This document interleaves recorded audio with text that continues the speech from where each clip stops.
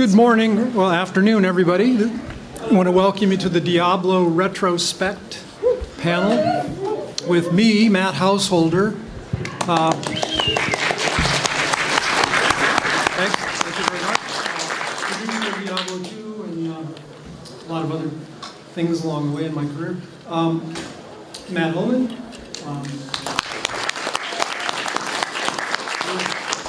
Diablo 1, 2, and 3, I believe. A little bit of 3. Doing mostly music and audio design, but a lot of gameplay feedback and that sort of stuff. And Jay Wilson, game director, Diablo 3. So the format we're going to do here, as much as we can, is quick introductions by each of us. I've already taken some of my own time, probably. Let me start up my timer. You've taken exactly 55 seconds. 55 precious seconds we're never getting back. Yeah, anyway, I've been in game design and development since 1981, when I started in CoinOp in Chicago, working for a small company there. My first published game was Krull for Gottlieb. It was a very minimally action role-playing game. The role-playing was minimal, the action was maximal. And I designed and co-programmed that with another programmer. The art for that was done by Jeff Lee, who also did the art for Qbert, and the sound was done by Dave Thiel, who also did the sound for Qbert. Anyway, that was my first published game. And then I spent some more time at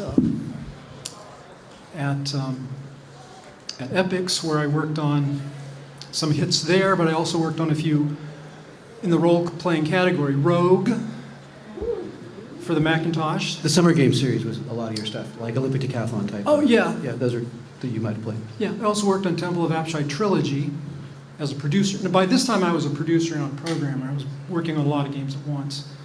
Producer, project manager. Anyway, but I also worked on a lot of their hits, like Winter Game, Summer Game, not Summer Games, but Winter Games, World Games, and California Games. Were the 3 biggest ones. I mixed up California and Summer Games because that had summery stuff like skating and whatnot, right? Yeah, California Games was, kind of a groundbreaker in that multi-sport. It was before the X Games, California Games, anyway. But and I created that along with my wife, Candy Strecker, who's not here today, but thanks, Candy. She also, anyway, ultimately, I ended up in a position where I could help the guys who created Diablo. That was Dave Brevik, Max Schaefer, Eric Schaefer. They had a company named Condor, and they were doing Diablo for Knowledge Adventure. Through DTMC, your paycheck was from DTMC when I first talked to you, well, right? I guess you could say I discovered Matt Uelmen one day when he called me out of the blue. Because you were actually at DTMC at that. Yeah, I was at DTMC before I was at 3DO. Which in the complex history of Nintendo stuff was a Hong Kong publisher. Yeah, publisher for Nintendo and Genesis. But anyway, Matt called me, and I liked what he said. I thought he could contribute and be a music sound guy, and he had game knowledge, and he was fun to talk with. So I referred him to Max Schaefer, the guys over at Condor, and said, well, maybe try to get a job with them. And he ultimately did. That's on his own skills there. He pestered them long enough and well enough to... I'm good at that. to be hired, and he did sound for them on a number of games, and then ended up, of course, there for the ground-breaking Diablo development. Meanwhile, I was at 3DO and kicked them a project called M2 Football for the 3DO M2 hardware. Which paid the bills in terms of the team being able to exist and being able to make Diablo. It probably would have imploded without... And actually, the contract for a football demo that only had a few people working on it, I believe, was significantly bigger than the contract that Davidson got out of us for our original spec work on Diablo. I think that's right, although I'd have no direct knowledge. But I know that when Max needed to make payroll, a couple times he'd call me up and say, "Hey, Matt, can you kick me down some money? And I'd rewrite the Right, and it was original concept. 3DO contract because 3DO wasn't delivering on our end. And anyway, and they were doing fine work on the M2 football prototype demo project. And then ended up, Never seen by the world. yeah, it ended up, sealing the deal for $100 million. There could have been an NBA license. Jams in the 90s that was basically the NBA Jams formula, but with NFL players, and that's what we were developing. But like many things in the history of the entertainment industry, it never existed. But that's what paid the bills for the original Diablo.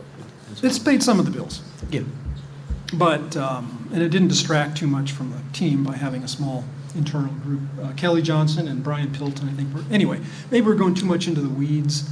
But, and then I left 3DO. We had a parting. And, yeah. And I ended up applying to work at Blizzard North. They'd been acquired by Knowledge Adventure. In the meantime, gone from Condor to Blizzard North, and they were finishing up Diablo, and I came in the last 2 weeks before Diablo went gold, and I spent all that time, that 2 weeks of time, in a windowless room with the lights turned off, playing Diablo 2 and polishing the quest dialogue and correcting all the typos But with a really cute marina right outside, so it wasn't. yeah, it wasn't like it wasn't locked in a room or anything, but it was whatever. But it was like, well, this is really fun. I knew it was going to be a hit when I first saw it. In fact, Max pitched me the game when I was at DTMC, and I said, Max, DTMC's going out of business. Pitch this game to somebody else.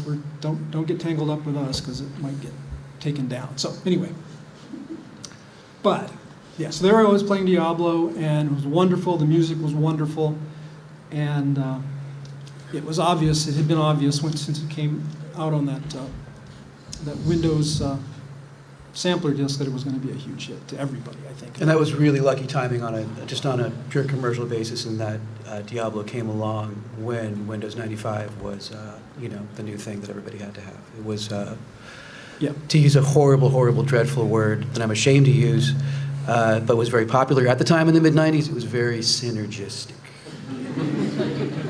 Yeah. So that was good, and so I helped ship that, polish it, and then it took off like crazy, of course, and sold like crazy. And then my job evolved into being producer of Diablo 2, but also the things I did for Blizzard North was recruiting and hiring people. First, you had to handle the crazy Issaquah team, though. Oh, well, yeah, I worked on some of the other Diablo-related things. Oops, that's me. Hellfire, the expansion set for Diablo that was done by Sierra. You guys probably know Published by Hellfire, Sierra. right? The Hellfire. Yeah. If you guys are hardcore enough to be here, you probably know Hellfire. So I was producer on Hellfire at Blizzard North. And there were some things that happened there that kind of not so fun to remember sometimes. But I was also producer on PlayStation Diablo. And I've also got some interesting fights about that. You don't have to ask about that. But You restored a beautiful old world. I had a landlord that let a water heater turn like 18 years old. An intelligent guy with like a mechanical engineering degree from Berkeley, but he forgot that you should replace your water heaters after every. He was a good landlord otherwise, but he destroyed. Unfortunately, one of the other things you did in that period was you helped restore a beautiful old Wurlitzer that was basically the Ray Charles Wood, portable piano. Oh yeah, I guess I wooden remember. frame, Yeah, like yeah. 1950. What year was what I say? 1957. What I say? Right? Yeah. With the left hand. You restored that for me, though I don't think no one ever heard that piano in my music because it was had really horrible ground hum, which is not your fault. It was a loud instrument. Oh, you couldn't. You put that signal hum. Yeah. That thing was built in the mid '50s for you to put it in like a hall with like a live drum kit, and it was loud. It could compete with like a brass band. Well, it's a cool piece. Yeah, music instruments. Well, anyway, I'm an electrical engineer, and what I do now for a living, just to kind of jump ahead, is I repair audio equipment, but I also repair client video games, and I'm good with mechanics and soldering, but anyway. that's what I do now. I don't make a living in games, but so yeah, I ended up at Blizzard North, recruiting and producing and writing a lot of Diablo II dialogue that's in game. I wrote everything that Kane says. I edited everything that everybody says, and stay a while and listen. I'm not a great voice actor, but we hired some good ones. That's true, we did. And Blizzard Irvine had great access to good voice talent. I saw Michael Goff at a thing, the Orange County, the Irvine, where they show off the instruments in Disney. Yeah. So I like audio, and I like video, and I like gameplay. And my favorite game of all time is Robotron. Which we got to watch and play. I was playing it 10 minutes ago. And you got to Wave 10, right? Yeah, I got to the Nice. to the tanks. Yeah. Anyway, but yeah. So what am I forgetting? Oh, I created the use of the exclamation point in Diablo 2. Appears over the head of the NPC that has something important to tell you. As part of that quest process, the quest. Yeah, WoW borrowed a lot of subtle design things. They may have independently developed it. I've heard claims of that sort, but I don't know. Mark Kern probably knows. There are very few core elements in WoW that were not. I'd be shocked if that was not borrowed. Yeah. But to be fair, all the teams borrowed, the D2 skill system was based off of StarCraft's tech tree. And oh yeah, exactly. We stole StarCraft 2 and Diablo 3 stole from each other like mad while we were being developed. Yes. Though our responsibility as Blizzard developers was to be working on whatever was going to ship next, and we better be working on it hard, or we were failing to do our jobs. That was part of the Blizzard culture. Mike had kind of there was kind of a Japanese corporate mindset at Blizzard that was a little bit grindy and a little bit intense like that. Yeah, absolutely. So yeah, the QA polish was insane. Right. The gameplay and rinse and repeat. Did I associate? Maybe that's it. I've never been to Japan. I've never really studied the culture in depth, but I associate that with the salaryman trope in terms of, you're supposed to drink with the boys every night and be dedicated to, 100%. To really, that world in Japan is probably gone. I'm basing that on tropes from the 90s, but there was definitely some of that in the Blizzard culture. Well, I almost didn't get my job at Blizzard because Mike was concerned that I would not work enough overtime. Because when they interviewed me, I talked a lot about the project I'd done shipped right before then. We'd done almost no overtime, and I considered that to be because of good management. Yeah, something to be proud of. And something to be proud of. And he looked at it as oh, so you don't like to work hard. No. I mean, honestly, no. I mean, who does? Yeah, so there was a dedication to working hard and playing hard, like Matt and Jay said, and at Blizzard North we had a softball team and we had a bowling team. I was on both of those. We also had a roller hockey team. I was on any of these things because I'm the least athletic person ever created. But both my knees work pretty well now. So it's cool. Yeah, my left leg is starting to and then I think I've run through most of my braggables about Diablo 2, and then I think I'm done introducing myself, but I guess if you got more you want to talk about, Matt? Well, yeah, me and Matt worked most closely at definitely the kind of a golden period for Blizzard in terms of the string kind of where both Blizzard North and Irvine were kind of firing on all cylinders between the original Diablo and Lord of Destruction in 2001. I think a lot of people, loved our work, and it's obviously had a lot of commercial success and a lot of presence over the years. And I think when you look at both of our personalities in terms of just being very small parts in our own way, but still part of like a bigger picture in terms of what that team was. Obviously, we're very proud of it, but there is definitely in terms of like the kind of salaryman intensity and like what you think you want to have a life, outside the job.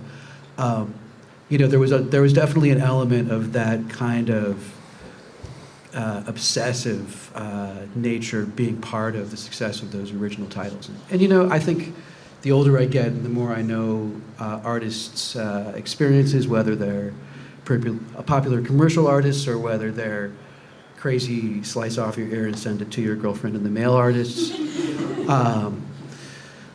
all those types, there's going to be a correlation between kind of that obsessive fixation, and a lot of times their heights as an artist, like just people that most of my really big creative heroes, like Richard Wagner, Anais Nin, Marvin Gaye, really horrible, damaged, destructive people. And a lot of times I find that like when people bring the real wattage and the real personality to their work, there's almost always some kind of obsessive quality to it. And in terms of like the toxic elements of what Blizzard was 20 years ago, it's definitely, you cannot unlink the art from the artist in terms of having that kind of grinder, salaryman mentality, and the good and the bad of it was part of what made those games great and memorable. So, as we all get older, we all reconcile these things, or we try to reconcile these things in our mind. One thing I really wanted to do today, because I mentioned last time me and Matt did this. We had about a third of the people here? Yeah. We did this last time? How many, show of hands, how many people saw Matt and me 3 years ago? A few? Very few, Like like four. about Okay. 10% tops. Yeah. Okay. So yeah, I worked with Matt over, I'm kind of the bridge between these two guys in that I worked with Matt from the very beginning, and he was the person I originally harassed in 1993 when the economy was horrible. Not horrible, actually, I'm exaggerating a little bit.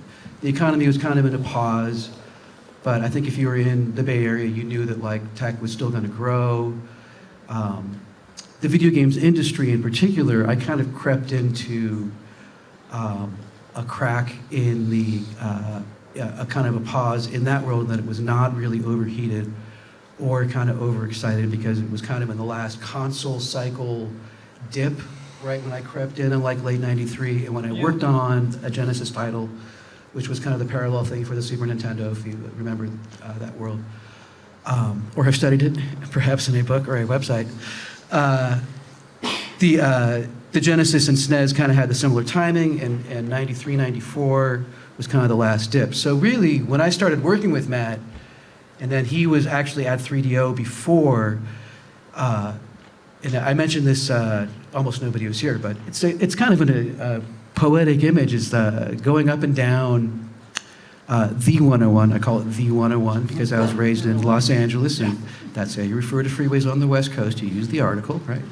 If you go up the 101, from the 84 as it goes into the Bay, and then all the way up to Twin Dolphin Drive, which was where Sega was. There's a big Sega presence here today, which is kind of cool. There was kind of a sense of like this studio hierarchy, and going all the way up into Foster City, where Sony ended up having a presence. And if you did that, you drive past the original EA site. EA moved to Redwood City in like 97. Before that, they were in kind of a modernistic building off the 92, which is near where Foster City was. And there really was kind of like a video game Hollywood, and Sega seemed so like established. And like when you go to their big corporate offices, when I was first hustling for work, around the time I was bugging Matt, one of the things I did was try to bother a person that I didn't know much at all, but he was working at Sega, and I just wanted to talk to him about, working in games.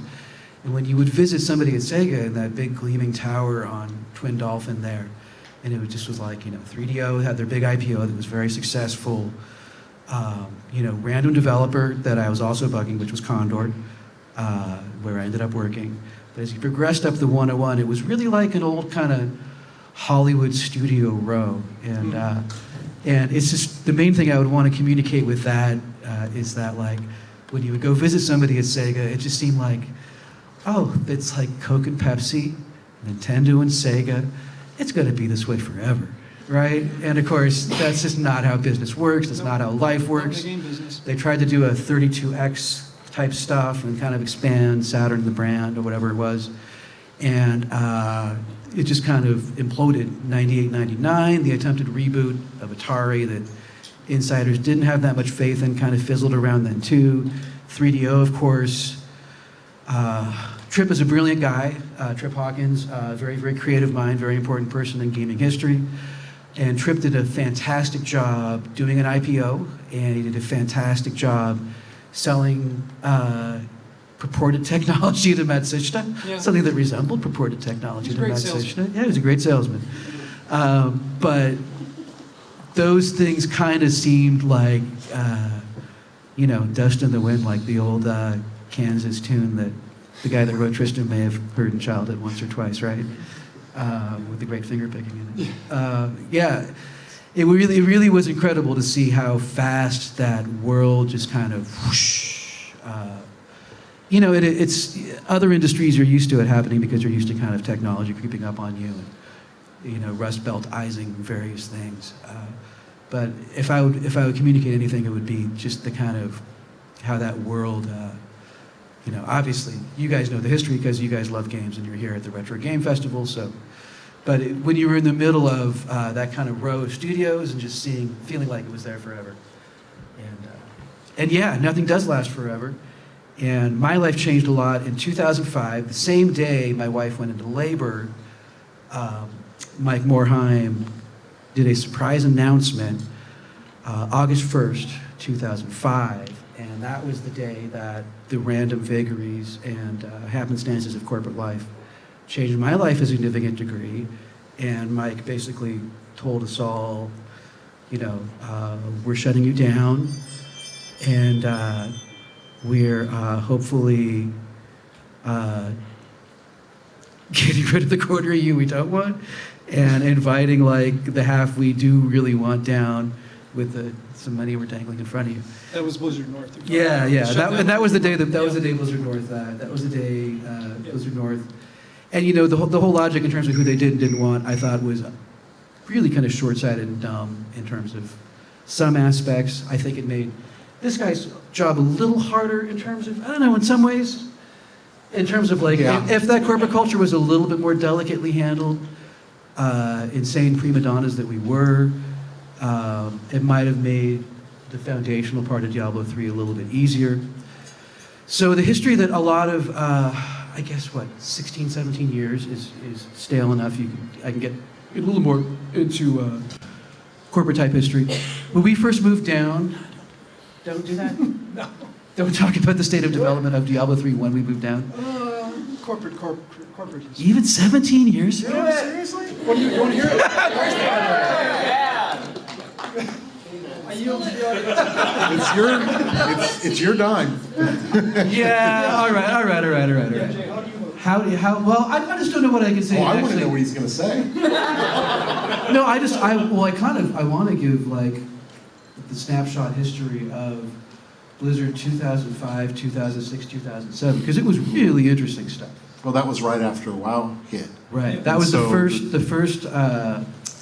BlizzCon was that year. I was in Irvine for a year and a half. I moved down September 2005, and I left basically the day that WoW Burning Crusade shipped. I try to be a little bit like an old-timey mariner, and stay with the ship until the day it docks, if I can. I don't know. If people are in an abusive situation in a development team and they don't feel that way and they do leave before a title ships, that doesn't mean anything anyways. And of course, in modern entertainment, development, things can take 4, 5, 6 years. So it can be silly to say that means anything when you wait for something to ship. But I did wait for Burning Crusade to ship. It was kind of my last Blizzard baby. And that was the time when I was developing WoW BC that I hung out with Jay. And I guess, it's not really juicy details. People know that the project was like mothballed for like a year or so in that. Yeah. You know actually what the public story is in terms of your involvement. And actually, this is when I should pass along, finally, with only 20 minutes to go. See, we fogged up too much time. I want to hear Jay talk We wanna about hear your questions. like 10 to 15 years ago. We want to hear your questions too. There's my transition to Jay. I'll go quick. So I started developing games in the mid-90s. I was a mod developer first, which is not what we called it back then. We just called it making levels for Doom, which is what I did. Put them up on CompuServe, which if you don't know what that is, don't tell me because it makes me feel old. I got a job with a subsidiary of, a company called Q Studios, which was working with 3D Realms on a game called Blood, which eventually was acquired by Monolith. I was lead level designer for that, which doesn't mean much because there's only 2 of us making levels. I went on to do Blood 2. Eventually went to Relic Entertainment, worked on, was the lead designer on Impossible Creatures, Warhammer 40,000 Dawn of War, was a design director for Company of Heroes, and then... These were all really good games, which is why Jay got hired. Thank you. And that's where I got hired for Blizzard. I actually interviewed with them just because I was like, oh, I'm going to steal all the design secrets from Blizzard. It's like, they're never going to hire me, but at least I can learn some stuff. And then I interviewed for 2 hours over the phone, and then they called me up like 3 days later. I'm like, yeah, we'd like to hire you. And I was like, no, I don't want to. But I came down to the first BlizzCon, and they talked me into it. So I started in 2006, literally January 2nd, 2006. And at that point, basically Diablo III had been in development at Blizzard North. It had been, when they closed down Blizzard North, which you say was August 2005? Yeah, August 1, 2005. Okay, I didn't know exactly. I knew Also, they closed down, by the way, Wikipedia says that like Havas or the French or Vivendi made a decision. Don't believe business history that you read online. Business history is always stupid and wrong compared to like, you can spend 5 minutes looking at who owns what and realize how, what the reality is in most of these situations. But the French didn't shut the studio down in 2005. That's the dumbest thing ever. WoW was making more money than like the CIA selling crack in 1988. And so Mike, who I like as a person, I like Mike Morheim as a guy. Mike had all the power and all the leverage in that situation. It wasn't French. That was a Blizzard South. And it maybe wasn't an inappropriate move, no matter how it was handled. Yeah. It might have been the right call at the time. Blizzard North, we called ourselves BN, and we called Blizzard South BS. Oh, the unkind things Blizzard HQ had for Blizzard North. I'm not going to repeat them. I mean, you get into like any kind of studios, like from distance, they're always going to be adversarial if there's some kind of a power relationship there. But Blizzard is a very difficult company for external companies to work with. It was actually, Blizzard North is the only developer they've ever worked with who shipped things. So that's saying something. Like everyone else has been canceled. Ghost being probably Is that really true in over 20 years? Or like 25 years? They've never had anything that's what they've started to do outsourcing. That's We the only thing absorbed, that okay, worked. there was an interesting thing that happened in 2006 was we basically absorbed a console developer, and that team was pretty much moved into development labors on other projects. Yeah, I'm not counting things like Which isn't that weird in any business. like Hellfire or Acquisition, or growth via acquisitions. yeah, I'm not counting things like Hellfire. Things that were like I'm talking about like companies they acquired and held on to, and then worked to ship things with. It just never. They always just either brought things in house or got rid of them. So we had about 9-10 people from Blizzard North when I started that had come down. They were all working on other things, mostly StarCraft 2 and WoW. I would say some of those people are some of the best people I've ever worked with, and some of them are not. They include characters like Chemming Bowie, styrofoam cup art genius, if you research his stuff. A lot of people with a lot of interesting personality. Yes. Yeah, I hired Chi-Ming Bowie. You also are responsible for Julian Love's career. Yes. Yes, And he's I one of the hired best James. developers ever. He was the lead tech artist. Tech And artist. if you like anything that explodes or dies or any kind of effects in Diablo 3, then him. Yeah, Blizzard in North his team. invented the notion of the tech artist, I believe. Yeah, yeah.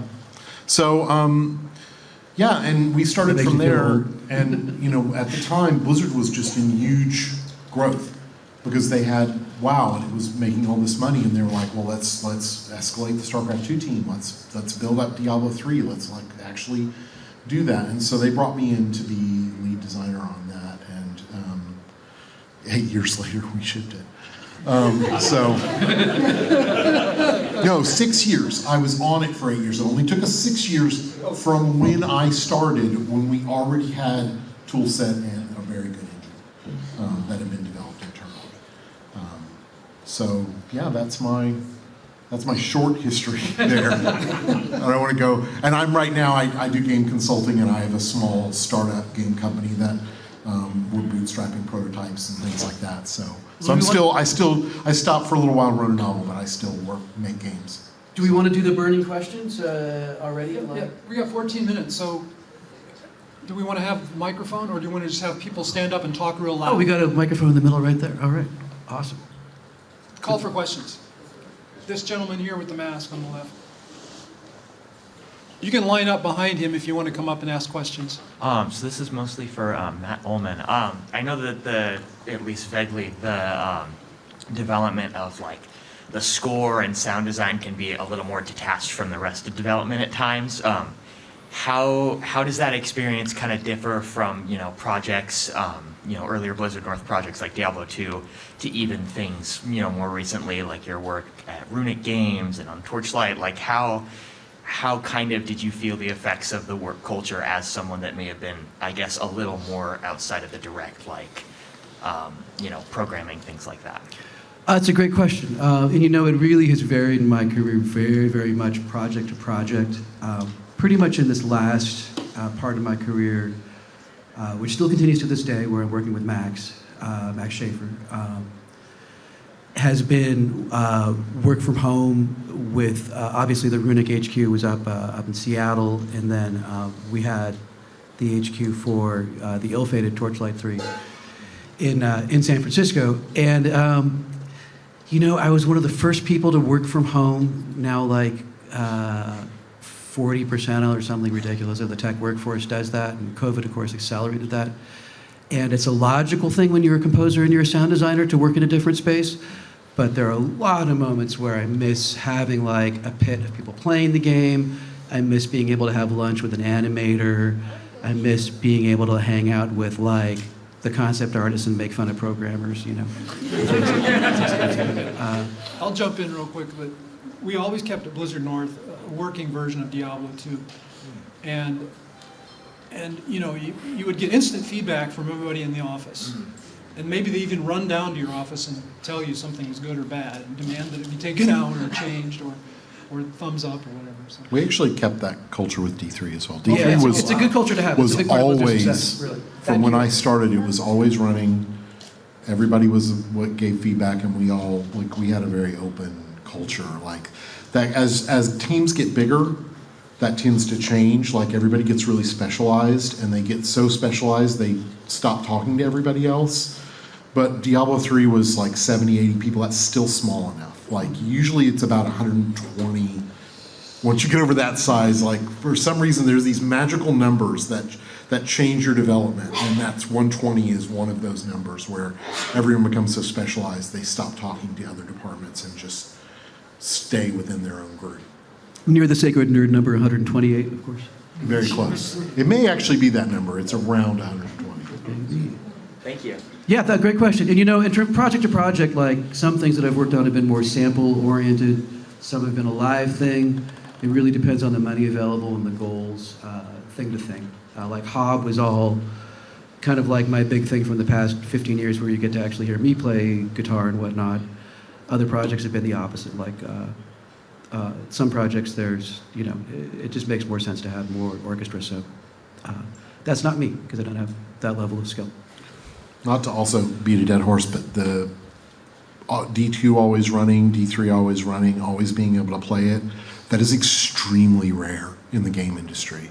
Yeah, Most games I work on have not worked until the very end of the game. Like you're like, it's finally working, like, or it's like, yeah, it runs, but the frame rate's so bad you can't really play it or whatever. And then the last 3 months, you like desperately try to make sure that it all works. So, parenthetical to that, one thing that really impressed me when I moved down to Irvine in 2005, and like the night shift for QA came in, and like the same whole room full of like 40 people, mostly younger male, not entirely, but mostly, would come out at like 6 p.m. and the night shift would come in, and I was like, wow, Mike, you really have like a 12-hour, it's probably 12 times 2 and not 8 times 3.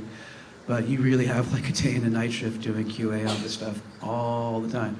And I thought, well, you know what? That's like, I think that was a big, big part of the success, at least commercially, that WoW especially enjoyed it. That it came with a certain amount of reliability because they really did have like 2 big staffs like taking QA seriously, which is a big part of Blizzard's success, really. It's, as much as like prima donnas like myself are part of the experience, just having a reliable product is kind of important, just like, selling a car or a fridge. Question number 2. All right. First, thanks for making just amazing games. Music's awesome. Love Diablo 3. I have 2 questions. The first question, I don't know, this is for both of them for Jay. In terms of the Diablo 3 skill design, one thing that I liked at that time that I was disappointed that it was taken away was the tradable skill runes that you guys had early on, and then you guys switched away to the kind of elective type, choose your own modifiers for the skills. Curious why you moved away from that. And then the second thing is there was obviously a lot of controversy with the Diablo 3 auction house, but I thought it was great. I'm probably one of the minority there. Yeah. Myself, I'm not part of that group either, so. Rob Parda didn't pay you to say that, right? No, I didn't like it at all, but I'm glad you did. Yeah. I guess I'm always curious because the Real Money Auction House, I think, was really ahead of its time compared to where gaming's heading today. But how did you guys view the Real Money Auction House internally? Obviously, gameplay aside, damage it did. But did you guys see it as a business success? I've always was curious about from a case study standpoint. It's probably the most fascinating thing. So the nice thing is now I can actually talk about it because back then I really couldn't talk about a lot of things. So what your first question though, I could probably answer that one really quick. Oh, the skill system. So Blizzard at the time was, this is less true now and I actually think for the better, so obsessed with perfect game design. In the kind of way that I would describe, if you look at Ferrari, they will make a car unlivable to make it go around a corner 0.1 second faster. Lamborghini just wants your cars to look cool and go fast. And sometimes that's better, but we wanted that perfect design, so whenever we would find a flaw, we just get rid of it. Truth is, I actually like the D2 skill system. Probably would have gone with something more like that if it had been me, but I was influenced a lot by the other game directors, by my boss, who wanted to do different things. And when we found with the rune system that it was extremely unwieldy to manage inventory-wise, and so we rejected it based on that criteria. Was that a good enough reason? Honestly, I think yes, because it was really bad. You think comparing items in a Diablo game is hard before. Wait till you have 50 runes in there with everything else. It was difficult. But then other games like Path of Exile has done a great job on similar systems, which I love. So I kind of wish we'd done something maybe a little more like that with a little bit more of a D2 point system, which has all kinds of design problems, but it's super fun, so who cares? The Real Money Auction House. So, the thing that I could never say while I worked at Blizzard was the reason we wanted to do the Real Money Auction House was security.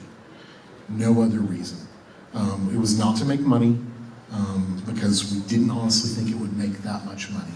The biggest problem people complained about with Diablo 2 was item duping and all the hacks and all the gold sellers and all those things. And when you have, there's almost no way to fix that problem without somehow controlling the trading market.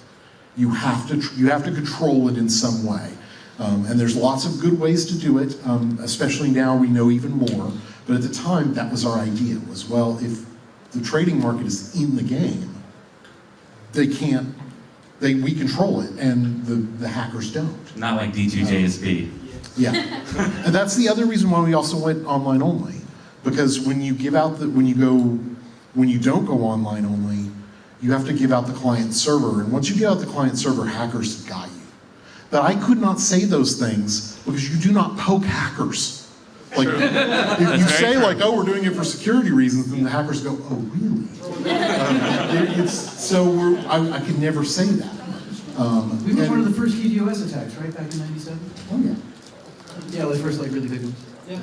So the short answer about the profit, it made a little bit of money, nothing compared to it was not that profitable. And we never expected it to be. I know people thought we were just trying to make a lot of money.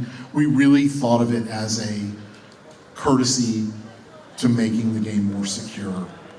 I think it probably, I want to say it made if it made more than 10 or 15 million, I'd be surprised. Sounds like a lot of money, but when you compare WoW was making into ridiculous. That every 20 hours, yeah. Yeah, WoW probably made that every 10 seconds. It was not profitable at all. So, not at all. That's not true. It was not very profitable. Thank you guys. Appreciate it. Next. By the way, one other quick thing. The reason why we did not get rid of it right away when we saw that it was a problem was legally we didn't think we could because it was advertised on the boxes. So we actually took a long time to try and work out all the legal issues before we finally said, okay, we think it's worth just trying it, and if we get a lawsuit, oh well. You can always just blame lawyers collectively and generally. Always an option. So this question is for Matt in the middle. I'm an old school original WoW player, and I feel like the Burning Crusade was the golden age of WoW, and we're never gonna have that again. Even with WoW Classic, Burning Crusade, there was so much about that game specifically that was so meaningful to my younger Outland years. was a cool story, and I think some people with the mythology attached to Blizzard North, I'm supposed to dislike Mike Morhaime and Chris Metzen, and I actually like both of them as people enough. And I thought Chris, Burning Crusade kind of had some of his original magic that he did really well with establishing that world. So. Well, my question is, a big component of that magic was the soundtrack. I thanks. still have That's Derek Duke and Russell the Brower entire as well. soundtrack on my phone. I listen to it all the time. You're only getting me an Outland, but a lot of the intro. No, that's the intro, Blood Elves, and what's the other race in BC? The Blood Elves. the Draenei. Yeah, Derek did Draenei, and Russell did the Blood Elf. I think that's correct. Well, but do you have a track on that soundtrack that you really liked working on, in particular? I guess is my question. That was such a weird time in my life. I was a new dad.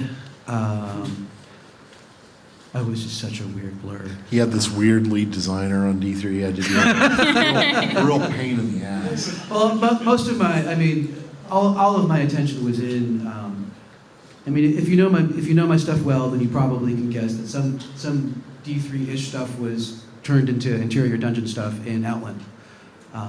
You may recognize that. And so definitely, Burning Crusade was impossible to ignore because it was really. I'm glad that it had a lot of fans because it was really it was a fun crew in terms of having kind of that old Metzen creativity. The story with the downfall of the orcs, and you kind of go back through time, through the histories, you go into Netherstorm and all that. It was a cool story. It was a lot of fun. Thank you. Yeah, thanks very much. One last question. We have 1 minute, but you can ask us more questions in the autograph session afterward. Okay. So my question's a little more on the business side.